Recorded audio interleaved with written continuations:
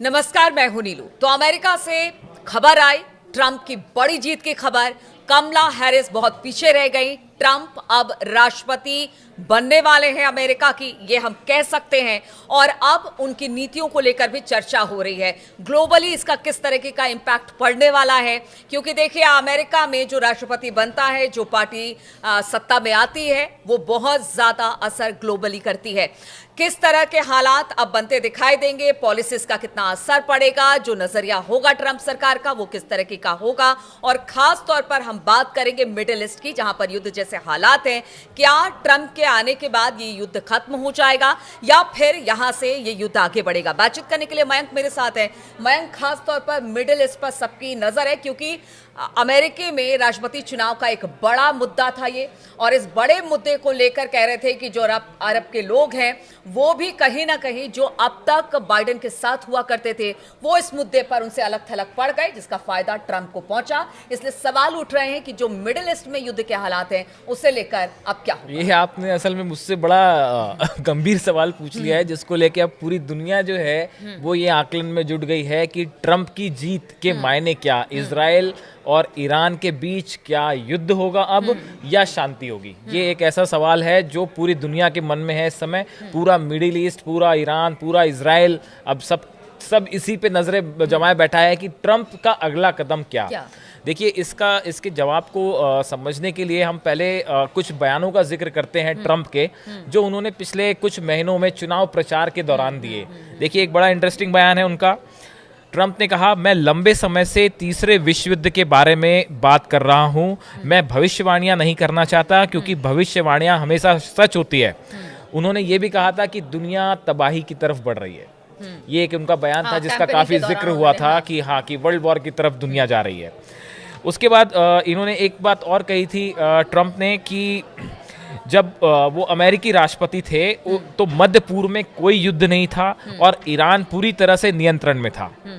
इनका कहने का मतलब ये था कि अगर उन्होंने ये भी कहा था कि अगर मैं राष्ट्रपति होता तो शायद ये हालात इतने बिगड़ते ही नहीं। इजराइल, मैं फिर से राष्ट्रपति बना तो शायद ईरान और इजराइल के बीच में जो हालात इतने खराब हुए हैं, अगर मैं राष्ट्रपति होता तो ऐसा होता ही नहीं, मैं होने नहीं देता।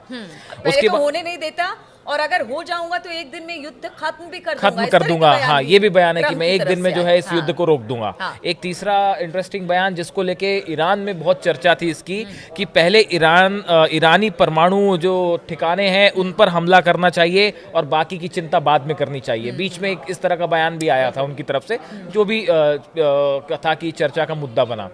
तो देखिए, अब ये सवाल ये है कि अब ट्रंप जीत गए हैं और बड़े बदलाव की तरफ अमेरिका है एक बार फिर। तो अब ऐसे में ईरान और इजराइल के बीच में जो एकदम युद्ध वाली स्थिति बनी हुई है कि कभी भी कुछ भी हो सकता है, उसका क्या होगा? देखिए, इसको लेके जो एक्सपर्ट्स हैं वो दो भागों में बटे हुए हैं, दो खेमों में बटे हुए हैं। देखिए, एक तरफ जो एक्सपर्ट्स जो हैं या सोशल मीडिया में जो चर्चाएं हैं उसका उनके मुताबिक माना जाए तो देखिए, ट्रंप जो है वो ईरान को लेके दो प्रमुख अपनी नीतियां अपना सकते हैं। पहली तो इंटरनेशनल सैंक्शंस की।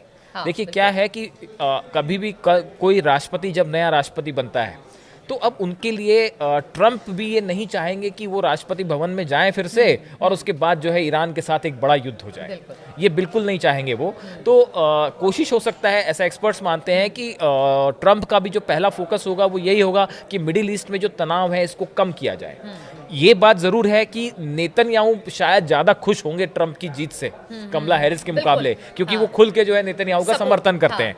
तो देखिए, लेकिन उसके बाद भी मतलब ये हो सकता है कि ट्रंप जो है वो नेतन्याहू को इस बात के लिए राजी रखें कि अब जो है आगे युद्ध नहीं होना चाहिए, किसी भी तरह का वॉर नहीं होना चाहिए।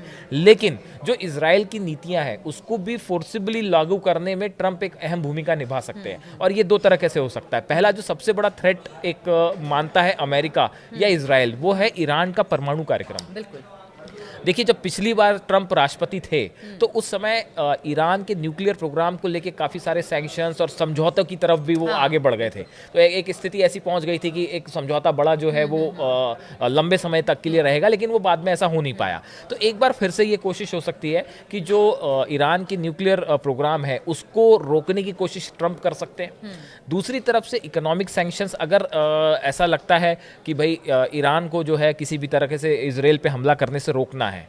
ऐसी स्थिति के लिए ट्रंप जो है वो कुछ इंटरनेशनल सैंक्शंस भी लगाने की कोशिश कर सकते हैं। कहने का मतलब ये है कि वॉर, ऐसा नहीं लगता कि ट्रंप एक वॉर वाले रास्ते पे जाना चाहेंगे फिलहाल, क्योंकि नए राष्ट्रपति बने हैं। और देखिए एक बड़ी इंटरेस्टिंग बात और भी है कि ये भी कहा जा रहा है कि अगर ट्रंप जब अब जैसे राष्ट्रपति बन गए हैं तो पहले भी इस तरह के संकेत आए थे, इस तरह की चर्चाएं थी कि वो यूक्रेन और रूस के बीच जो युद्ध है इसको रोक देंगे, इसको रुकवा देंगे।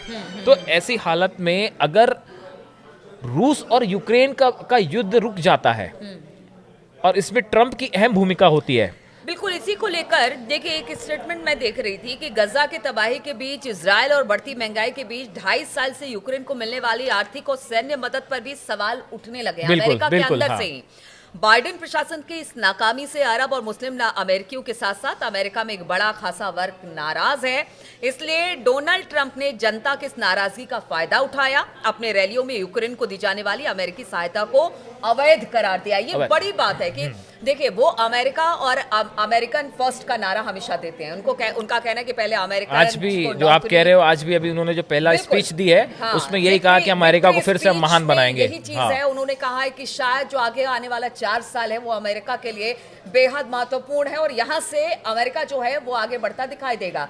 तो ये सारी बातें हैं जिसको लेकर हम कह रहे हैं कि शायद युद्ध की स्थिति अगर रूस यूक्रेन में बनी है तो वहां भी हालात बेहतर हो सकते हैं, अगर मिडिल ईस्ट में भी युद्ध की स्थिति है तो वहां पर ये जो आप कह रहे हो कि अगर देखिए रूस और यूक्रेन के बीच में युद्ध रोकने में कामयाब हो गए ट्रंप, जैसा कि वो कहते आ रहे हैं, अगर ऐसा हो गया तो उसके बाद देखिए कि रूस, उसके बाद ईरान, ऐसा नहीं हो सकता कि वहां पे वो रूस और यूक्रेन का युद्ध रुक जाए और यहाँ ईरान और इजराइल से बड़ा युद्ध शुरू हो जाए, क्योंकि पुतिन जो है वो ईरान के साथ, खामेनेई के साथ खड़े हुए हैं। तो पुतिन बिल्कुल नहीं चाहेंगे कि इजराइल के साथ अगर वहां युद्ध रुकता है तो यहाँ भी। और आप देखिए ये जो इजराइल और ईरान के बीच में जो सिचुएशन बनी है, हमने पहले भी इसकी चर्चा की कि जब वहां पे रूस को नुकसान हो रहा था, जब नेटो फोर्सेस जो है रूस पे दबाव बना रही थी, तो यहाँ पे ईरान जो है वो इजराइल के ऊपर दबाव बना रहा था। कई बार ऐसा हुआ कि उस युद्ध और इस युद्ध का आपस में कनेक्शन होता दिखाई दिया कि वहां पे एक मोर्चे पे जब रूस को कोई सेटबैक होता रहा तो हम यहाँ पे देख रहे हैं कि इजराइल के ऊपर जो है वो अचानक से हमले हो रहे हैं। तो देखिए ये दोनों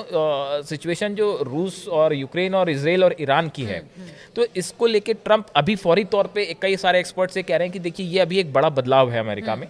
अमेरिका में नए उनके सिक्योरिटी एडवाइजर्स आएंगे, नया उनका कैबिनेट बनेगा, नए सेक्रेटरी ऑफ स्टेट्स बनेंगे, डिफेंस मिनिस्टर्स बनेंगे। तो इसके बाद जो है एक रणनीति बनाने में कि मिडिल ईस्ट में क्या करना है, इसको लेके ट्रंप अपना टाइम लेना चाहेंगे वो, और उस दौरान वो बिल्कुल नहीं चाहेंगे कि यहाँ पे जो है एक बड़ा अखाड़ी युद्ध छिड़ जाए। तो अभी कुल मिला के ये माना जा रहा है कि ट्रंप जो है वो इस पूरे मामले में बजाय किसी बड़े युद्ध के, उनकी पूरी कोशिश होगी कि खामेनेई को भी जो है उनके साथ भी रिश्ते थोड़े बेहतर हों, ईरान के साथ भी। और अगर वो ऐसा नहीं होता है तो उसके लिए आर्थिक सैंक्शंस, जो इकोनॉमिक सैंक्शंस है वो लगाए जाए, या उसके न्यूक्लियर प्रोग्राम को रोकने की कोशिश।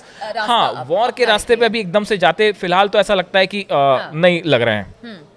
देखिए गल्फ रिसर्च सेंटर के थिंक टैंक के प्रमुख हैं अब्दुल अजीज अल सागर। इनका एक बयान है, मैं आपको पढ़ के बताता हूं। ट्रंप या तो ईरान पर बहुत कड़ी शर्तें रखेंगे या इजराइल को अपने परमाणु ठिकानों पर हमला करने देंगे। वह ईरान के खिलाफ सैन्य कार्रवाई का पूरी तरह से समर्थन कर रहे हैं। तो देखिए इनको लेके भी जो है अलग अलग एक्सपर्ट्स की भी अलग अलग राय है कि कुछ, किसी का मानना है कि ये ईरान के लिए ट्रंप का आना ठीक नहीं है और ये एक इजराइल को जो है वो बड़े अटैक करने की परमिशन दे देंगे, जबकि कुछ लोगों का कहना है कि भाई ये जो है वो आके ट्रंप नहीं चाहेंगे यहाँ से, हाँ मतलब युद्ध को फिलहाल रोकने वाली बात होगी। देखिए ट्रंप का एक बयान बीच में खूब चर्चा में आया था इजराइल और ईरान को लेके कि ऐसा लगता है जैसे स्कूल के 2 बच्चे आपस में लड़ पड़े हों और इनको रोकने के लिए जरूरी है, इनकी लड़ाई रोकने के लिए जरूरी है कि कुछ देर के लिए दोनों को अलग कर दिया जाए। तो ये इससे ऐसा लगता है जो फिलहाल ये है कि देखिए बहुत सारी बातें हैं ट्रंप के आने के बाद। अब ये बताया जा रहा है कि ट्रंप की सोच क्या होगी, ट्रंप जिस पॉलिसीज के साथ आगे बढ़ेंगे वो युद्ध वाले देशों में क्या प्रभाव डालेगा। और ट्रंप को लेकर लोग ये भी कहते हैं कि थोड़े से अनप्रेडिक्टेबल हैं।